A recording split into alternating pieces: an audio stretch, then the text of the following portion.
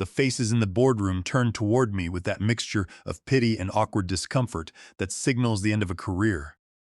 I stood frozen mid-sentence, my presentation on the massive display behind me, showing 3 years of my research, the breakthrough that was supposed to secure our company's future. I was in the middle of explaining the final molecular binding sequence when the heavy mahogany door swung open. "I'm sorry to interrupt, Ryan," Beatrice Vance said, not sounding sorry at all, as she strode in wearing a cream suit that probably cost more than my monthly rent. Donald Vance's daughter had perfect timing as always. But there is a change of plan. I watched her glide to the front of the room while my body went numb, fingers still hovering over my clicker.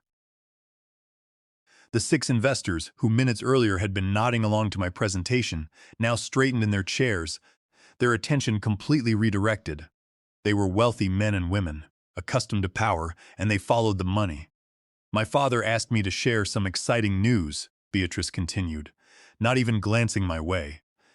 "We have developed an alternative approach that shows significantly better market potential."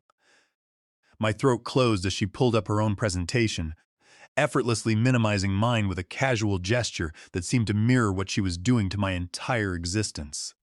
The room's attention shifted completely as my work disappeared from view. "We do not need your ideas anymore," she said to me, her voice low enough that only I could hear as she walked past my chair. Then louder to the room, "Ryan's work laid important groundwork, but we are taking a more innovative direction." I stood there, invisible now, as she showed slides that looked suspiciously like concepts I had discussed during late nights in the lab.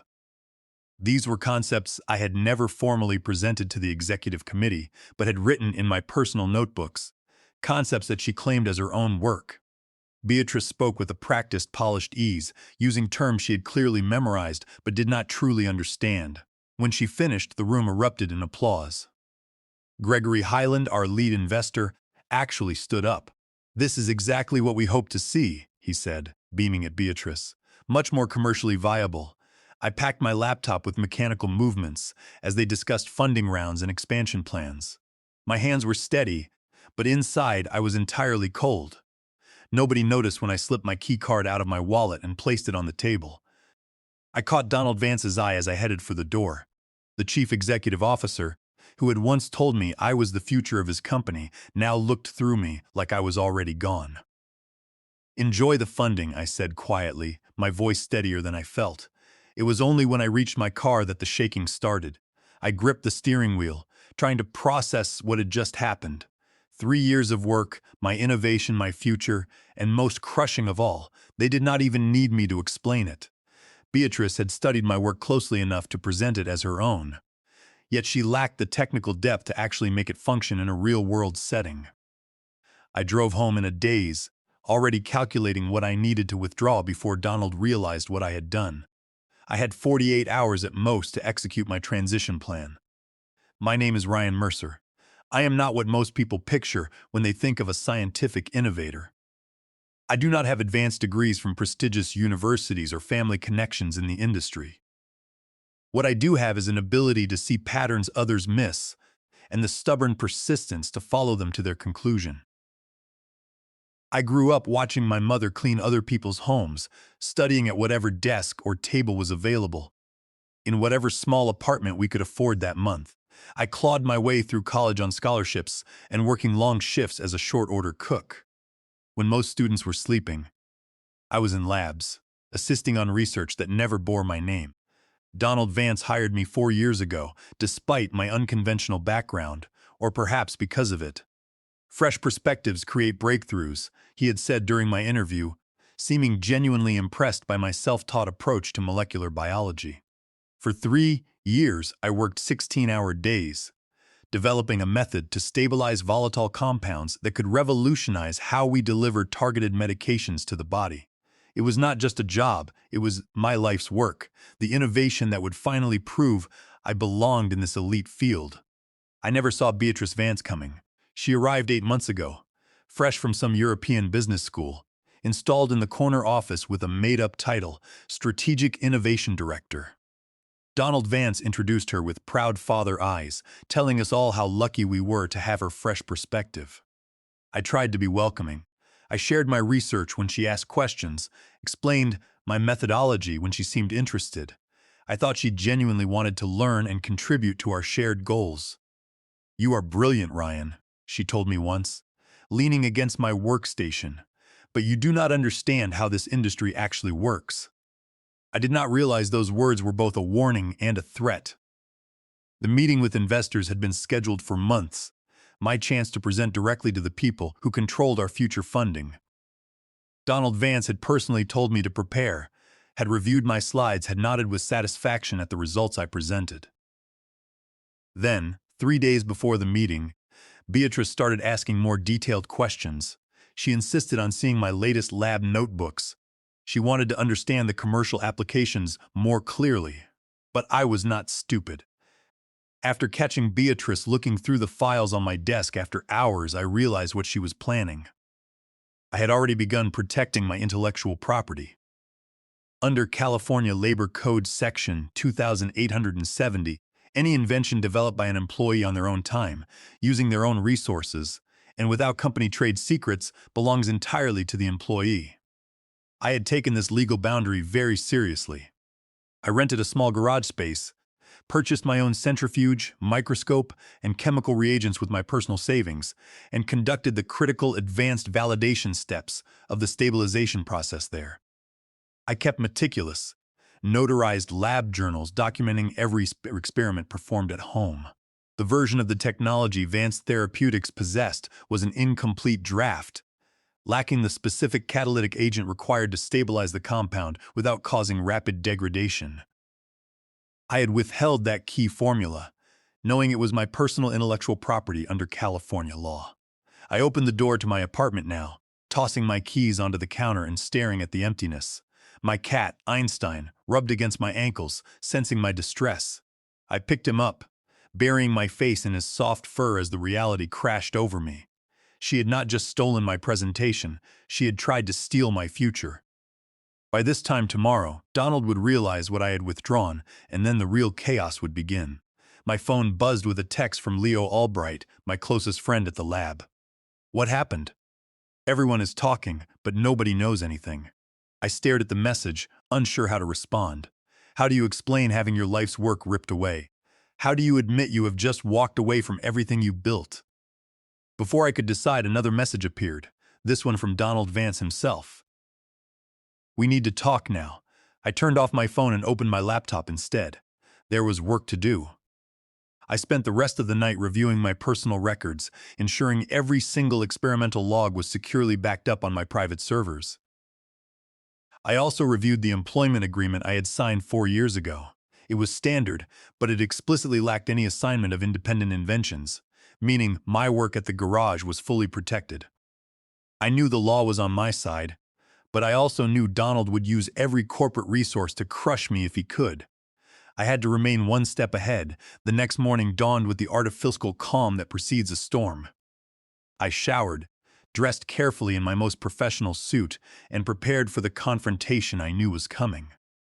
My personal laptop contained everything I needed: the legal documentation, the security camera timestamps, and the proof that would either save my career or expose their deceit. When I arrived at the research park, the security guard waved me through with a confused expression. "Thought you quit yesterday," he said. "Not officially," I answered with a smile that felt like broken glass on my lips. The lab was buzzing with unusual energy when I walked in. Conversations stopped as I passed. Colleagues avoided eye contact. I walked directly to my station and began gathering my personal items, ignoring the whispers that followed me. Leo Albright appeared at my side, his voice low and urgent. "Donald has been looking for you since yesterday afternoon. He is ballistic. What did you do?" I carefully placed my coffee mug in my bag, nothing he did not deserve. "Ryan, this is not like you. Tell me what is happening." Before I could answer, Donald Vance's voice boomed across the lab. "Ryan, my office now." The walk to his office felt like crossing a battlefield. Every eye tracked my movement, waiting for the explosion. Donald Vance stood in his doorway, face flushed with anger, his designer suit somehow making him look more desperate rather than powerful. "Close the door," he barked when I entered. I did so carefully, then stood waiting. I would not sit unless invited, a small act of defiance that I knew would register with him. "Where is it?" he demanded. I tilted my head slightly. "Where is what, exactly?" "Do not play games with me. You know exactly what is missing. The investors are arriving in an hour to finalize everything, and suddenly we cannot access the core stabilization process, the one that fell under my responsibility." I let his words hang in the air between us, enjoying the way his certainty began to crack in the face of my silence. "I am afraid I do not know what you mean," I said finally. "According to yesterday's meeting, you are going with Beatrice's concept instead. My ideas are not needed anymore." Donald's face darkened. "Her concept relies on your stabilization process, which is suddenly incomplete in our systems. What did you remove?" I smiled then, the kind of smile that comes from knowing you hold all the cards while your opponent has just realized they have been bluffing with nothing. "I did not remove anything from company systems, Donald. That would be unethical and illegal. Then explain to me why we cannot replicate your results this morning." "The investors are expecting a demonstration in 60 minutes. The door opened behind me, and Beatrice swept in, her confidence from yesterday replaced with panic. "Father, the lab team cannot get it to work." She stopped short when she saw me. "What is he doing here?" I turned to face her, maintaining my calm. "I came to collect my things, since you made it clear yesterday that my ideas are not needed anymore." Beatrice looked from me to her father. "You did something. We cannot get the stabilization process to work." "That is unfortunate," I said, adjusting my bag on my shoulder. "Have you tried following your own innovative approach, the one you presented yesterday?" The color drained from her face. "You know I was building on your work." "Did you? That was not mentioned in your presentation. In fact, I believe you specifically said you had developed an alternative approach." Donald stepped forward. "Enough games. The investors will be here soon. Fix this and we can discuss compensation, a promotion, whatever you want." I looked at him directly. "I am afraid I cannot help you, Donald. As I said, I did not remove anything from company systems. Everything I developed while employed here remains intact." "Then why is it not working?" Beatrice hissed.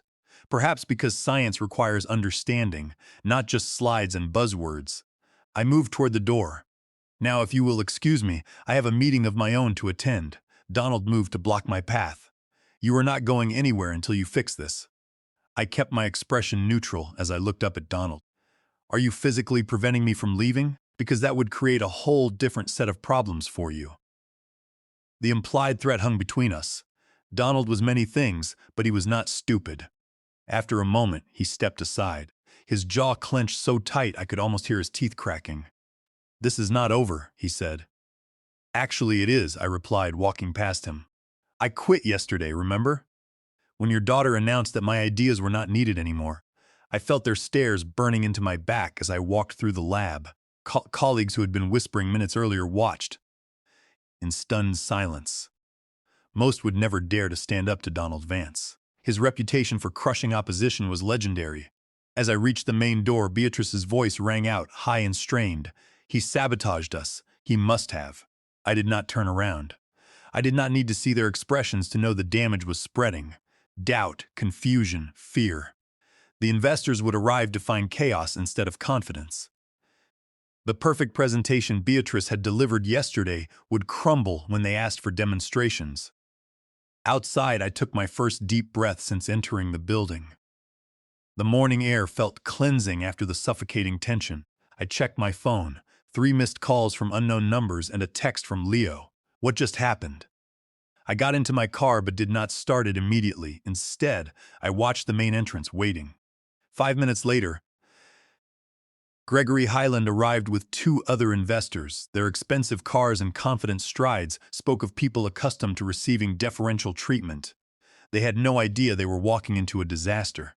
Another 10 minutes passed before my phone rang, a number I did not recognize. I let it go to voicemail. 30 seconds later, it rang again. Same number. This time I answered. "Ryan speaking. This is Gregory Highland." His voice was tight, controlled. "We need to talk. I am listening, not over the phone. Where are you?" I looked at the glass building gleaming in the morning sun. "I am nearby. Meet me at the coffee shop across the street." 5 minutes. He hung up without waiting for my response. I smiled at my reflection in the rearview mirror. Right on schedule. When I entered the coffee shop, Gregory was already seated in a corner booth, as far from other customers as possible. His normally immaculate appearance showed signs of strain. His tie was slightly askew, and there was a faint sheen of sweat on his forehead. I ordered a coffee before joining him, taking my time, establishing control of the interaction through unhurried movements. "What happened in there?" he demanded when I finally sat down. I sipped my coffee. "You will have to be more specific. Do not play games, Ryan. Yesterday, Beatrice presents a revolutionary stabilization process. Today, nobody can make it work, and Donald looks like he is about to have a stroke. That sounds stressful for them." Gregory leaned forward. "6 investors are ready to commit $80 million in funding, but not if this is smoke and mirrors." I nodded thoughtfully. "That is an interesting dilemma. What do you want?" He was direct now, recognizing negotiation when he saw it. "I want to fix this," he said. "I want to make the process work like it did in all the preliminary reports we reviewed." "I am not employed there anymore," I told him. "That can change," he insisted. He pulled out his phone, scrolling briefly. "Your salary was what? $110,000? We can triple that. Plus stock options." I shook my head. "You are negotiating for the wrong company, Gregory." His eyes narrowed. "What does that mean?" "It means I am not interested in going back to work for Donald." "Then what do you want?" I took another sip, letting him wait for my answer. "You are investing in a specific innovation, correct? A molecular stabilization process that allows for targeted delivery with minimal degradation." "Yes, and you have verified that this process works? That it is reproducible?" He shifted uncomfortably. "The preliminary data was compelling, but this morning, suddenly nobody can make it work," I said. "Does that not concern you?" "It would concern me more if I did not think you were behind it somehow." I smiled. "That is quite an accusation. Am I wrong? Let me ask you something, Gregory. In yesterday's presentation, who did Beatrice say developed this process?" He frowned, thinking back. "She presented it as the company's innovation, her team's work, her team." I nodded slowly. "Interesting." His expression changed as understanding dawned. "You are saying he started, but I cut him off. I am saying you should be very careful about where you put $80 million. I stood up, leaving my coffee half-finished. "Especially when the person presenting cannot actually deliver what they are selling." "Wait." Gregory reached for my arm but stopped short of touching me. "We need to continue this conversation." "I agree, but not here and not now." I handed him a business card, blank except for a phone number. "Call this number at 3 p.m. today, if you are interested in seeing what actually works." I left him sitting there, staring at the card in his hand. By the time I returned to my apartment, my phone was lighting up with messages. The lab was in complete disarray. Technicians could not replicate results that had been consistent for months. Beatrice was blaming faulty equipment. Donald was threatening everyone with termination if they did not fix it. Leo texted, "Donald just fired Derek Miller for suggesting the process might be flawed. What is happening?" I did not respond. Instead, I opened my laptop and began preparing for my 3 p.m. meeting. Everything needed to be perfect. At 2:30, my doorbell rang. I checked the security camera, surprised to see Donald Vance standing there, alone. His car idled at the curb. He had come himself. I considered ignoring him, but decided against it. This confrontation was inevitable. When I opened the door, he looked older than he had that morning. The powerful chief executive officer was showing cracks. "May I come in?" His voice lacked its usual commanding tone. I stepped aside, allowing him entry, but saying nothing. He glanced around my modest apartment, taking in the stacks of scientific journals, the small desk cluttered with notes, the cat watching warily from atop a bookshelf. "The investors walked out," he said finally. "I am sorry to hear that. No, you are not." There was no anger in his voice now, just exhaustion. "You planned this." "I planned nothing, Donald. I simply quit after being publicly humiliated and having my work stolen." He winced at my directness. "Beatrice was overzealous. She should not have presented without acknowledging your contributions." "Contributions?" I laughed, the sound harsh. "That is an interesting way to describe creating the entire process." "We can fix this," he said, moving to sit on my sofa without invitation. "Come back. Full credit, higher position, name your terms." I studied him. This man who had once represented opportunity to me. "Why would I trust you now?" "Because without you, we lose everything. The company, the funding, everything we have built." You mean everything I built while you took the credit? He flinched but did not deny it. What do you want, Ryan? I want you to leave. Be reasonable. We both lose if you... He started, but I shook my head. No, Donald. Only you lose. I glanced at my watch. I have a meeting to prepare for now. His face darkened. With whom? That is not your concern anymore. He stood, anger replacing fatigue. You cannot take our research to competitors. Everything you develop belongs to the company. I did not take anything that belongs to the company. Donald, I promise you that. His eyes narrowed. Then why can we not make it work? I opened the door, indicating our conversation was over. Perhaps because science is complex and not everything can be stolen with a flashy presentation.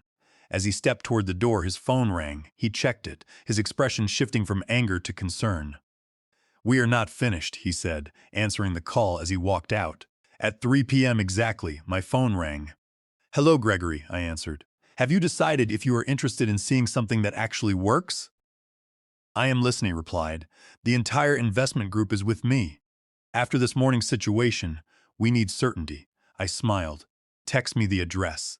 I will bring everything you need to see. 2 hours later, I stood before 6 of the industry's most powerful investors in a private conference room at their downtown offices. No Donald Vance, no Beatrice Vance, just me and the work I had dedicated years to perfecting. Before I begin, I said, setting up my equipment, I want to be clear about something. What you are about to see belongs to me, not to Vance Therapeutics. Gregory Highland leaned forward. That contradicts what we were told yesterday. I imagine many things you were told yesterday will not hold up to scrutiny. I launched into my presentation, explaining the true methodology behind the molecular stabilization process. I demonstrated the results with samples I had prepared in my private workspace, allowing them to verify the efficacy themselves. When I finished, the room was silent. Finally, Gregory spoke. This is remarkable work, Ryan, but it raises serious questions about what happened at Donald's company. I can answer those questions, I said, but first, I need to know if you are interested in funding the actual innovation, not just a presentation about it. Another investor, Evelyn Crane, spoke up. Are you saying you've established your own company? I have, as of 3 weeks ago. Gregory's eyebrows rose. 3 weeks? Before yesterday's presentation? I nodded. I sensed which way the wind was blowing. And the process? The intellectual property belongs to me personally, developed through independent research conducted outside company hours using my own resources. Donald will fight that claim, Evelyn said. Let him try, I replied, sliding a folder across the table. This contains documentation of every step I took to protect my work under California Labor Code Section 2870, verified by independent legal counsel. Gregory opened the folder, scanning its contents with growing interest. You have been planning this for months. I have been protecting myself for months, I corrected. There is a difference. And what exactly happened this morning? Evelyn asked. Why could their lab not replicate the results? I met her gaze steadily. Because they never fully understood the underlying science. They had my results, but not my methodology. Beatrice saw the destination, but not the path. That is devastating for them, Gregory said slowly. Yes, I agreed. It is the investors exchanged glances, a silent conversation happening above the polished table. I remained standing, calm despite the butterflies in my stomach. This moment would determine everything. We need to discuss this privately, Gregory finally said. I nodded, gathering my materials. Of course. No, Evelyn Crane interrupted, raising her hand. Stay, please, I have more questions. I paused, caught between the impulse to give them space and the need to maintain momentum. Your documentation shows you developed this innovation independently, she continued, tapping the folder. But you were employed by Donald during this time. Most contracts have clauses about intellectual property. Mine did as well, I acknowledged, which is why I was careful to develop the critical catalytic components on my own time, with my own equipment. The lab results they have show a version that works, but not the refined process I have developed since realizing what was happening. And when was that exactly? Another investor asked. When Beatrice arrived, I said simply. She asked too many specific questions, spent too much time examining my notes rather than understanding the science. After the second time I caught her going through my desk after hours, I created a separate research path. Gregory's eyebrows shot up. You have proof of that? I nodded. Security footage. I requested it, claiming I had misplaced some notes. The cameras caught her at my workstation at 10:30 in the evening on 3 separate occasions when I was not present. Nobody wanted to back a company built on stolen research. What exactly are you proposing? Gregory finally asked. My company, Therapeutics, is seeking investment to bring the stabilization process to market. We are small but focused. No bloated management structure, no nepotism, just scientists who understand what we are building. And your team is? Currently 4 people, including myself, all experts who left Donald's company in the past year due to, I paused, choosing my words carefully, leadership concerns. Evelyn Crane nodded slowly. You have been planning your exit strategy for some time. I have been protecting my work, I corrected again. The exit became necessary when it became clear my contributions would not be respected or acknowledged. One of the quieter investors leaned forward. What makes your process different from what we saw yesterday, in layman's terms? Imagine trying to deliver medicine to a specific part of the body. Traditional methods are like throwing darts blindfolded. Some might hit the target, but most scatter elsewhere, causing side effects. My process creates what you might call a guided missile system. The medication remains stable until it reaches exactly where it is needed, then activates precisely. And the applications, cancer treatment, initially, delivering chemotherapy directly to tumors without damaging surrounding tissue. Eventually, the platform could work for neurological conditions, autoimmune disorders, anywhere we need targeted treatment. The energy in the room shifted. This was not just about corporate drama anymore. It was about potential that transcended it. We need to verify your claims independently, Gregory said, his voice carrying new respect. I welcome that, I replied. In the meantime, Evelyn added, I suggest we pause our discussions with Donald's company. The meeting concluded with handshakes. As I packed my presentation materials, Gregory approached me privately. Donald called me 6 times today, he said quietly. I continued organizing my papers. That is unfortunate. He claims you stole research. That would be projection on his part. Gregory studied me for a moment. You knew this would happen. I met his gaze. I knew exactly what kind of people they were. As I left the building, my phone vibrated with a text from Leo. Total meltdown happening. Donald firing people left and right. Beatrice locked herself in the bathroom crying. What did you do? I did not respond. Some things were better explained in person.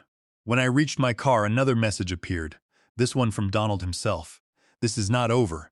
You have made a serious mistake. I stared at the words, feeling not fear, but a strange calm. The threat was expected, predictable, like everything else about Donald when you understood what motivated him. That evening, I met Leo Albright at a quiet restaurant across town, away from anyone who might recognize us. He arrived looking exhausted, his lab coat exchanged for a sweater that could not hide the tension in his shoulders. I have never seen anything like today, he said immediately, not even waiting to sit down. Donald completely lost it. He threw a chair through his office window.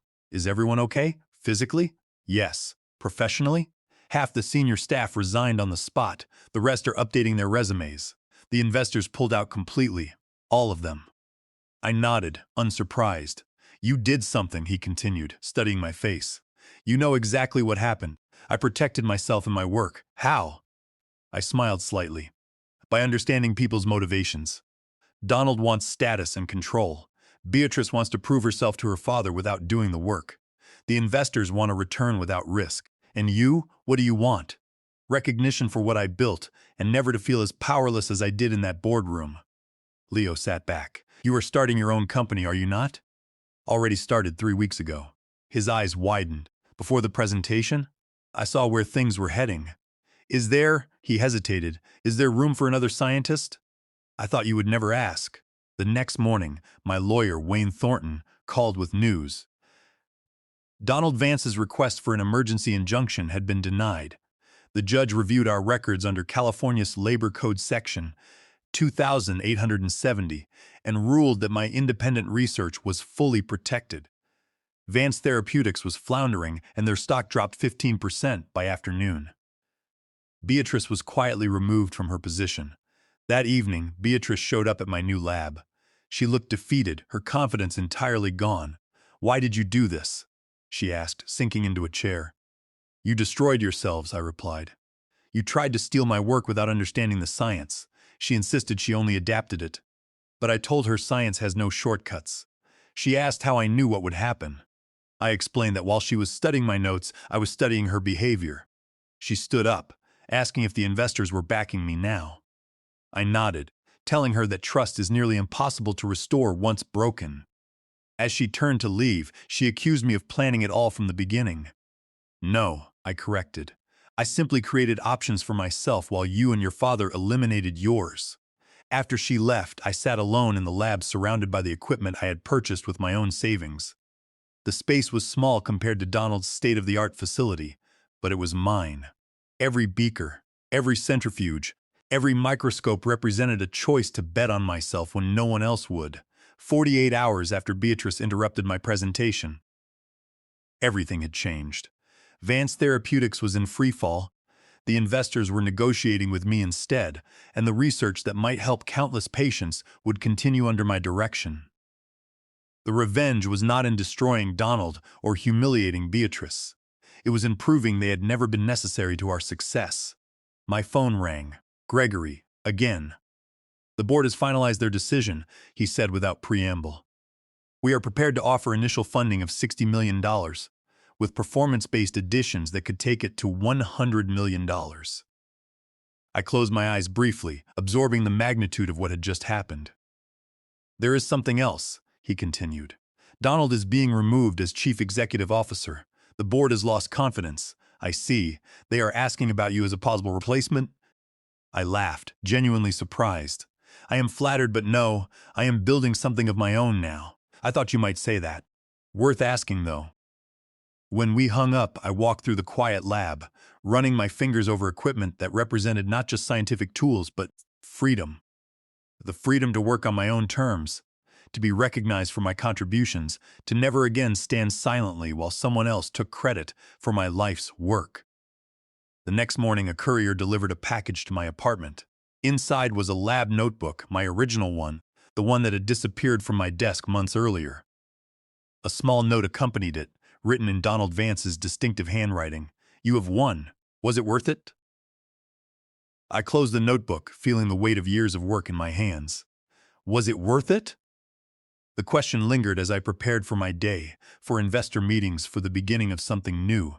The answer came later that afternoon when I walked into our expanded lab space, where Leo and two other scientists were already setting up equipment. They looked up as I entered, their faces showing something I had rarely seen directed at me at Vance Therapeutics: respect. Ready to change the world? I asked.